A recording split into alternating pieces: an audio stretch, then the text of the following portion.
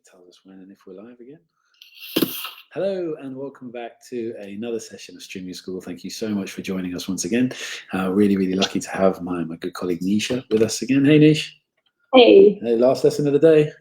I know, it's gone quick. Yeah, it's gone quick today. Well, compressing them and thank you very much for those of you who are actually continuing to watch through, because we can really see from the viewing stats now that more people are following straight through.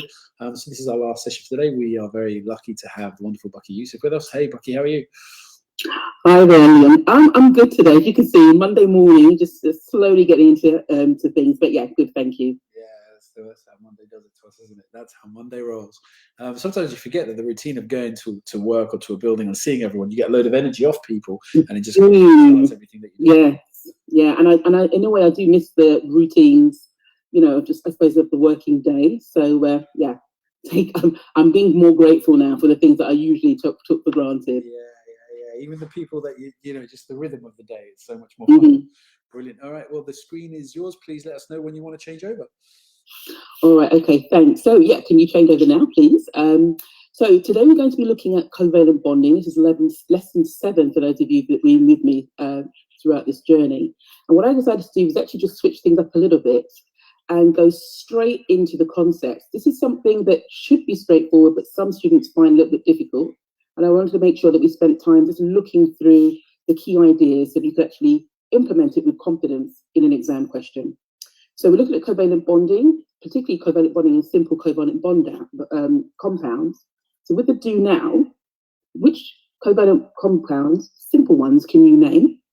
And with the challenge, can you draw the dot cross diagrams to represent the covalent bonds that you'd actually have? Now, with the keywords that you see, we'll be using those. So we're still building on the topics we actually looked on with atoms, periodic tables, groups, and bringing that together. So those of you that joined me in previous sessions, remember that atoms want to have a full outer shell of electrons. So usually it's 8 electrons. If it's the first electron shell, which is nearest to the nucleus, it's 2 electrons. Now, non-metal elements actually do this by sharing electrons. And just in case you're not too sure about which elements are non-metal elements, you've got a big pink or lilac-y arrow here. And all of these elements on the right-hand side of the periodic table in lilac are non-metal elements. And they are the atoms that would actually undergo covalent sharing, covalent bonding, which means that they are sharing their electrons. So whenever you talk about covalent bonds, what you are saying is that electrons are being shared, and it's different to ionic compounds, because in ionic compounds, electrons are either being gained or lost. And we represent covalent bonds using an idea called dot cross diagrams. We're going to look at what they actually are. Now, because you've got 2 different atoms, which are non-metals, and they're obviously going to have their own electron shells, you need to represent the electrons in one using dots and the other ones in crosses. So it's easy to see which electrons belong to which atoms. And here's an example. With this first example of covalent bonding, you've got hydrogen on the left-hand side with 1 electron that is represented by a cross. And you've got chlorine, the group 7 element, and that's the reason why it's got 7 electrons in its outer shell, but this is represented by dots. You'll also notice that we are just drawing the electrons in the outer shell. We're not worried about the other electrons in the inner shell. This is because it's only the ones in the outer shell that are forming the covalent bond. Now, what type of covalent bond would this create? What would it actually look like? And this is an example. So if you look at it, hydrogen on the left-hand side, it's only got 1 electron shell, and it can only take 2 electrons to make it complete.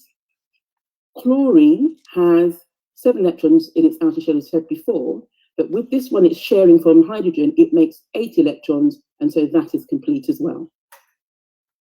Here is a second example where you've got now more than 2 different atoms, still non-metal elements. So you've got oxygen on the left-hand side and the right-hand side with 8 electrons in their outer shell, represented by, 8, with 6 electrons in its outer shell represented by crosses. You've got carbon, which belongs to group 4, so it has 4 electrons in its outer shell, but these are represented by circles or dots. So what would their covalent bonding look like when they share the electrons? What do you think? And this is what it actually looks like. So both of the oxygen atoms all together, by sharing 2 of the electrons from carbon, have got 8 in its outer shell, and carbon also the same.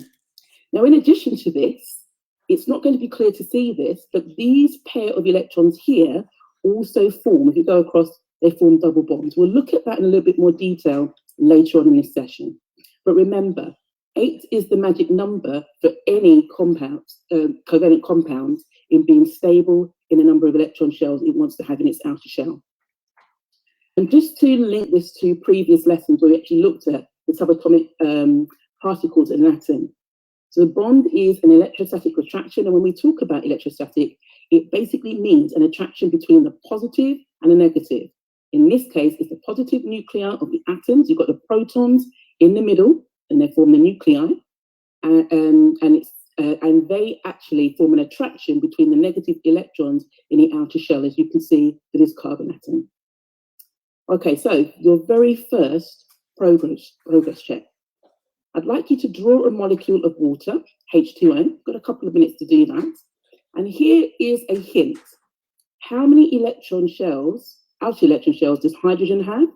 And how many outer electron shells does oxygen have? And remember, 8 is the magic number. So as a visual representation of time, if I click this, you should see, oh no, it didn't work. Okay, what I did, yeah, so you should see the blue bar across the bottom moving around. Now, obviously it's going really quickly, but it's just give you an idea that pause, give yourself time to think of the answer and draw what you think the electron shell, the covalent bonding will actually look like. So what did you come up with? So oxygen is in group 6. It has 6 electrons represented here by the circles or dots. Hydrogen, each of these atoms have got 1 electron each. And because the maximum number they can have in their shell is 2, it's borrowed or sharing 1 of the oxygen ones. So if you're not sure about what I'm talking about, I've actually annotated those with numbers so you can see collectively altogether when they share the electrons, there are 8 electrons in the outer shell for oxygen because it's borrowing 1 each from the hydrogen atom. Okay, so a little bit more information about covalent bonds.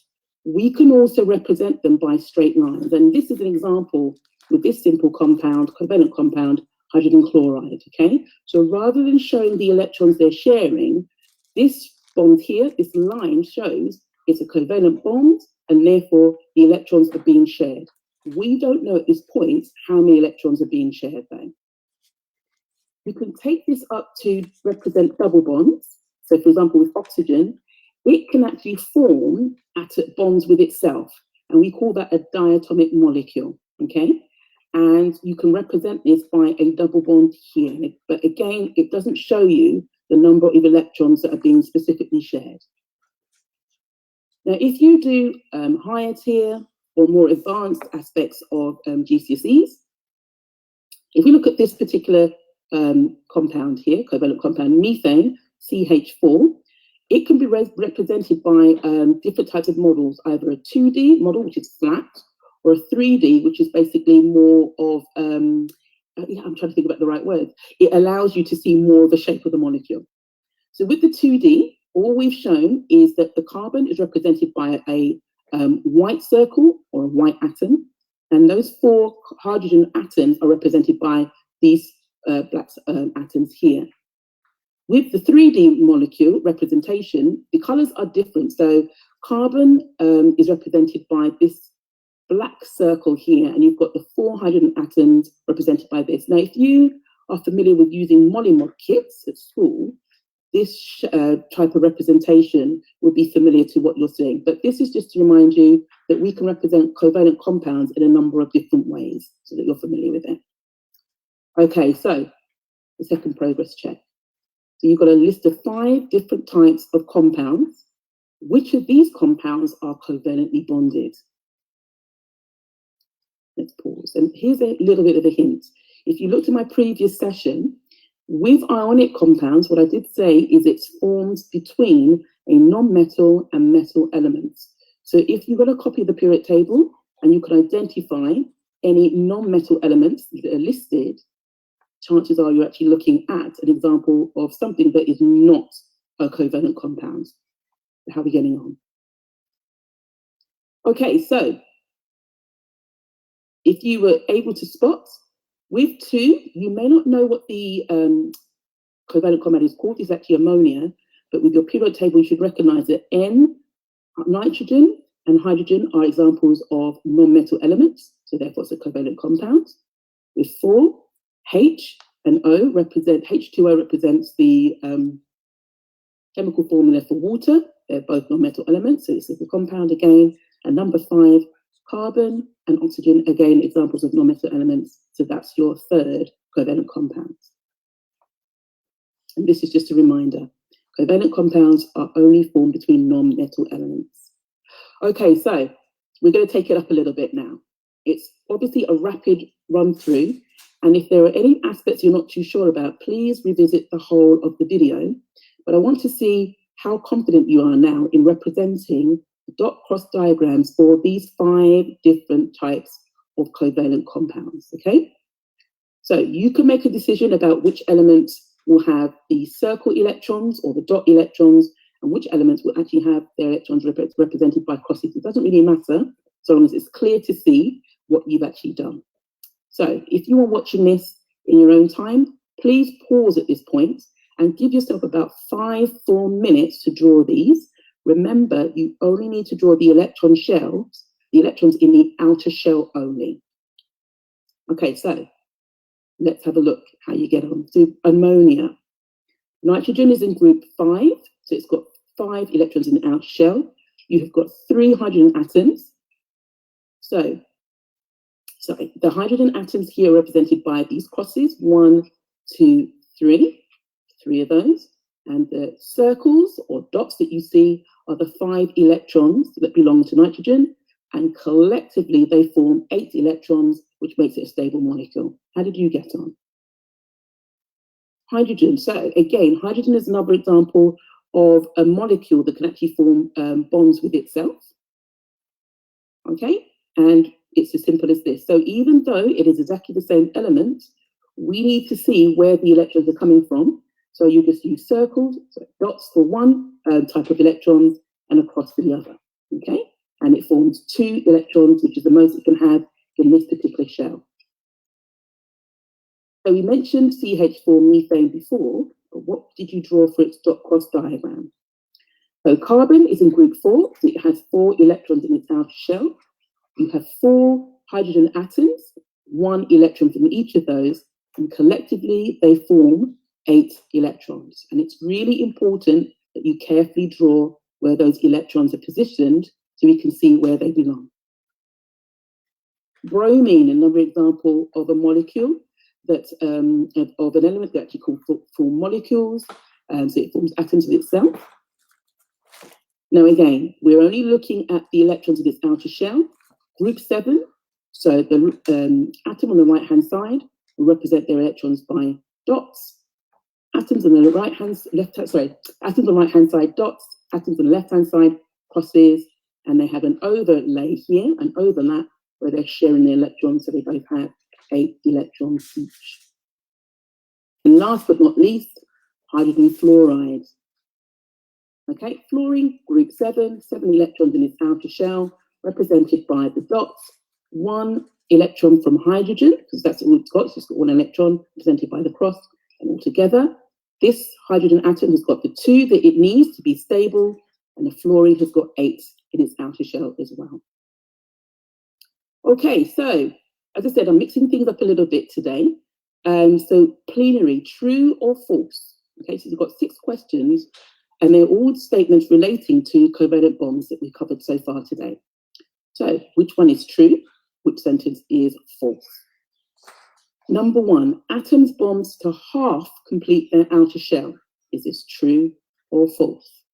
Now, those of you who remember that I said that 8 is the magic number to make it a full outer shell will realize it is false. Number 2, non-metal elements rarely form covalent bonds. Again, that is false. They always form. They generally form covalent bonds. Number 3, A covalent bond is a shared pair of electrons. Now, those of you who actually paid attention will realise this is true. Number 4, oxygen molecules contain a double bond. And if you can remember from the session today, I did mention that very briefly, that it does have a double bond of electrons. Number 5, sodium chloride contains covalent compounds. If you joined me last lesson, remember that we actually looked at sodium chloride, and that is an example of an ionic compound. And lastly, number 6, covalent bonds only occur, I was just stumbling over my words today, only occur in compounds. And that is false. Yeah, that is false. Because you also have ionic bonds as well, as part of the compounds as well. So, again, switching things up a little bit, if you've been home for quite a while, you might be interested in actually trying out some practicals, so using some of the materials you can actually find at home.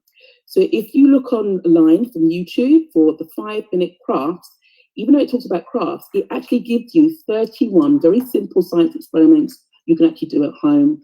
And that will give you an opportunity to try out some practicals at home safely. Okay, so these are all safe chemicals because they're using things that you can actually find at home. Thank you very much for joining me. I hope you have a great day. Bye. Thank you so much, Bucky. Really, really appreciate it. What's your plans for the rest of the day? I just got meetings. It's going to be quite boring actually, but I have a number of meetings and things like that. Mondays is basically meetings, setting things up for the week. Fridays is usually rounding off for the week. So it's, Mondays and Fridays are generally my admin days. So yeah, but taking it easy in between, I'm hoping to as well. Brilliant. We just got our first masks delivered. Oh, brilliant! Wow, I say delivered. It's a friend who's very, very safety aware, and it's very, very kind of him to send. So that is lovely. That's so good. I've got about 3 different sets. No, 4 different sets. I recently bought another one. 4 different sets of face masks, and I'm also ordering disposable gloves as well. Yeah, if I'm stepping out the house, I want to make sure I'm as safe as possible. So yeah, taking it up a little bit, take it up another notch. Yeah, it's a lovely gesture. It's a really, really lovely gesture.